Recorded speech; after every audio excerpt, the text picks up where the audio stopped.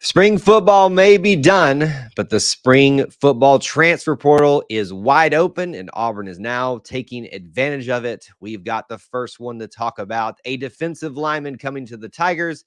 Let's give our initial reactions to this commitment and transfer, and we'll talk about what it means for Hugh Freeze and the Auburn Tigers, all coming up right now.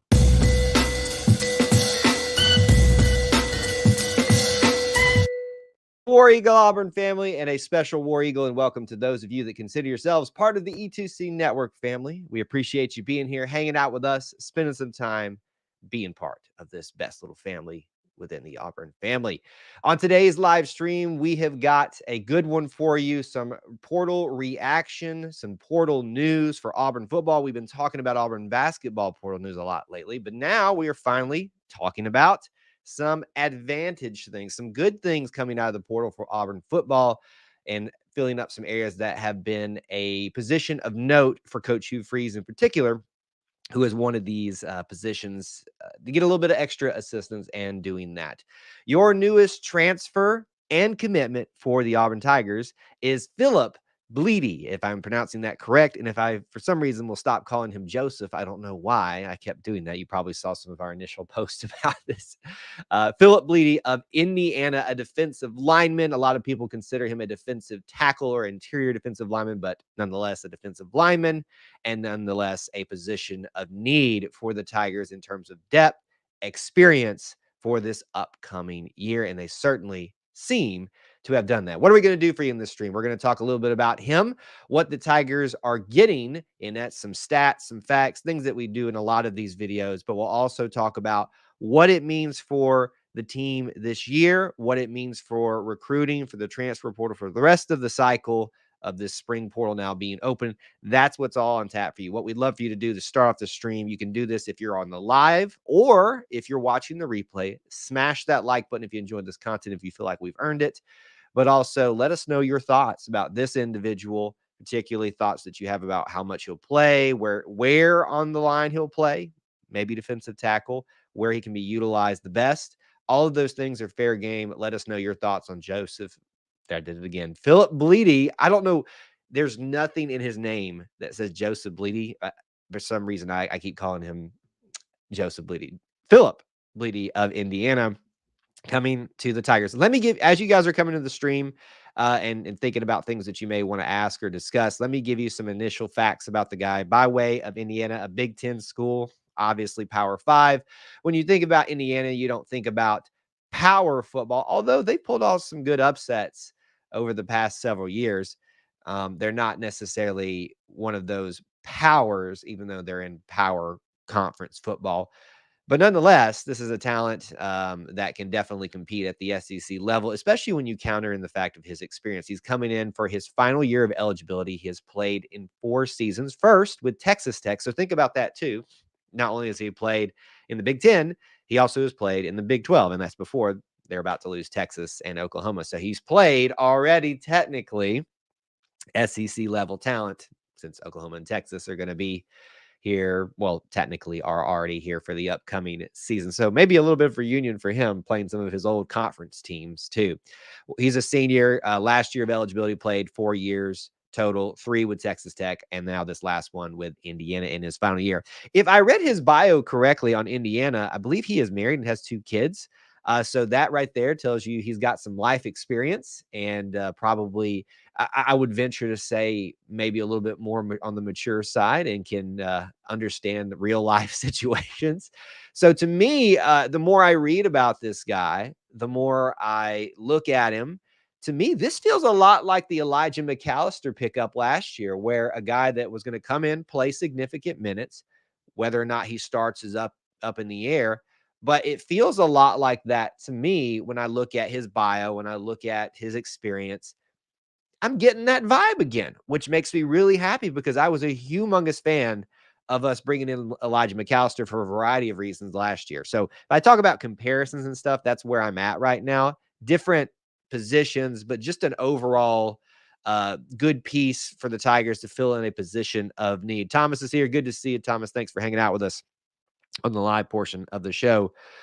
His measurables, things that you probably want to know about him, somewhere between 6'2", 6'3", 290, 95 pounds. He's listed officially on the Indiana site this year at 6'3", 295 pounds. He is originally from Trenton, New Jersey, not a place that Auburn usually draws people out of, although this is a transfer situation, so that doesn't really, matter all that much. And if I'm looking at this correctly, his high school was Portales, which, if this abbreviation is correct, it says in New Mexico, but his hometown's in New Jersey.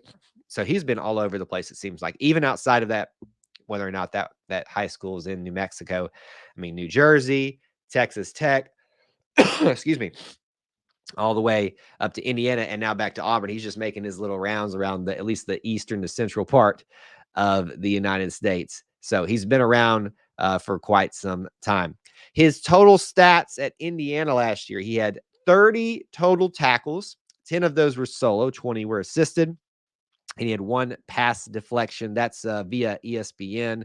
I also wanted to double check and make sure if there's anything else we can tell from the official site. Tackles for loss, 4 for 9 yards for him, according to Indiana's website.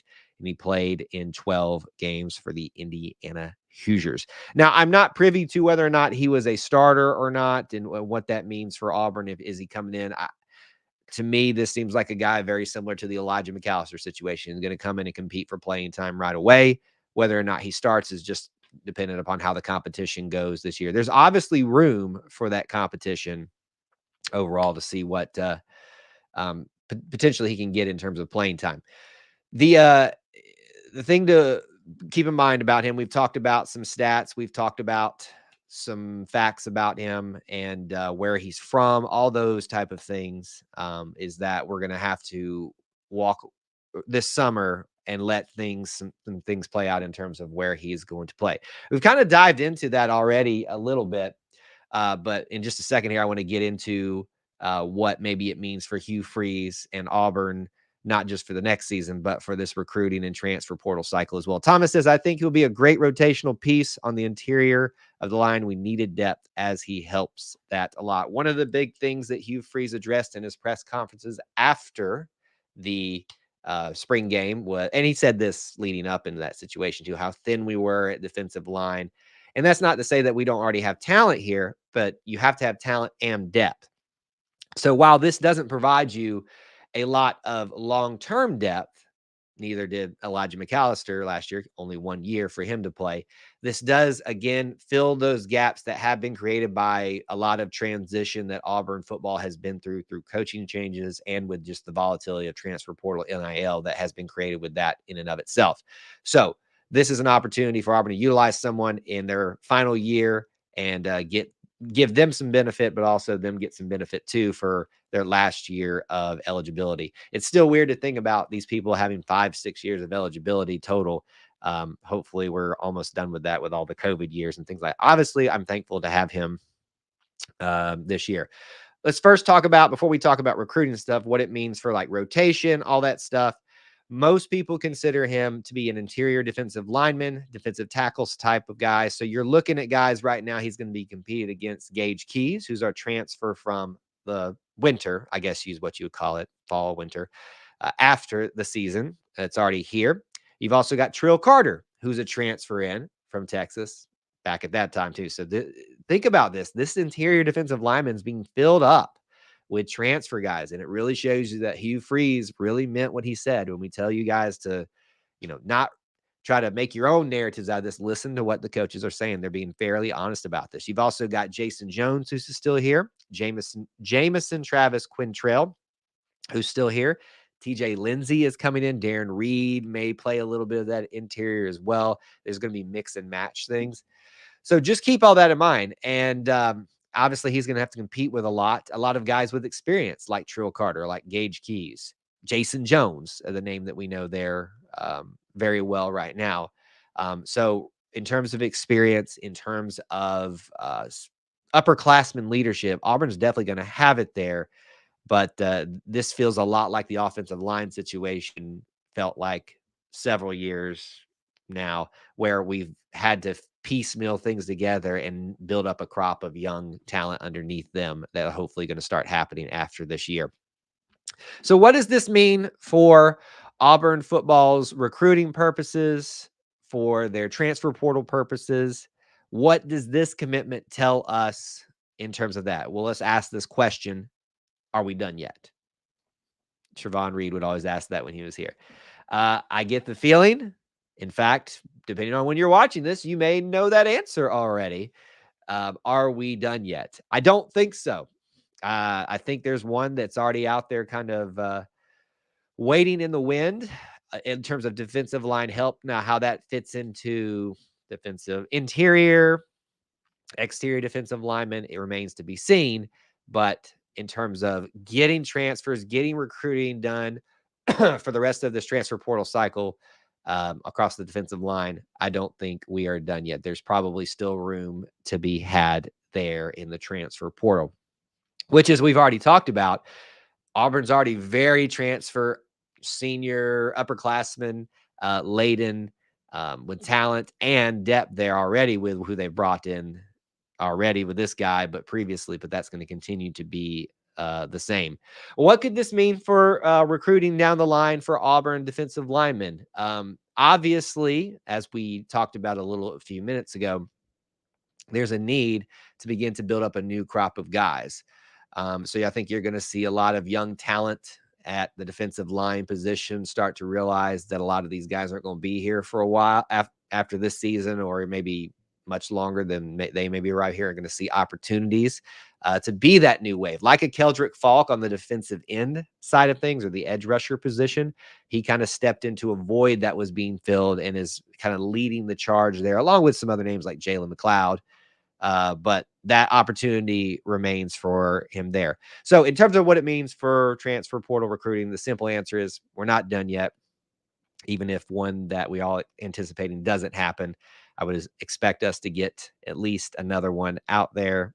And I think you're also going to see this inform a little bit about what happens on the recruiting trail for 2025 and beyond for Auburn football in terms of building up that next crop of guys there. So those are some facts, some stats, information about what it means for Hugh Freeze and the Auburn Tigers currently for this season, going forward into the future. If you have any final thoughts, questions, comments, we do these in a very quick fashion when we get this bit of information that we just want to share with you guys initially, and there'll be more conversations around in the future. But if you got any final thoughts about that, drop those in right now. Some reminders for you for what's up next here at E2C Network. Keep in mind our next scheduled is the key term, live stream that we have for you is our Auburn Family Night, which is going to be this Wednesday at 8 Eastern time, where you can call in and talk about anything and everything Auburn. There's plenty to talk about. And we'll bounce around to a bunch of different things. 8 Eastern time this Wednesday. So join us if you can.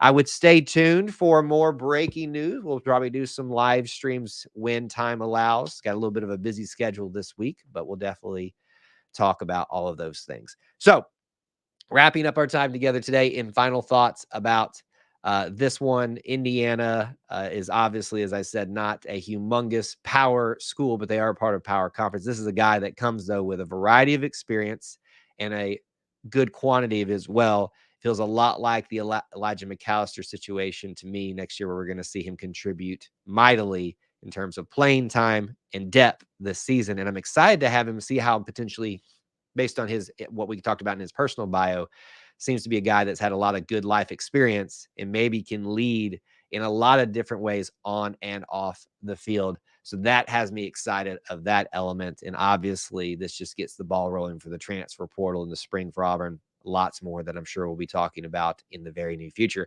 I appreciate you guys joining in on the live stream, but also watching the replay. And thanks for hanging out with us on this stream. And I'm sure we'll be catching up with you very, very soon. Until then, War Eagle.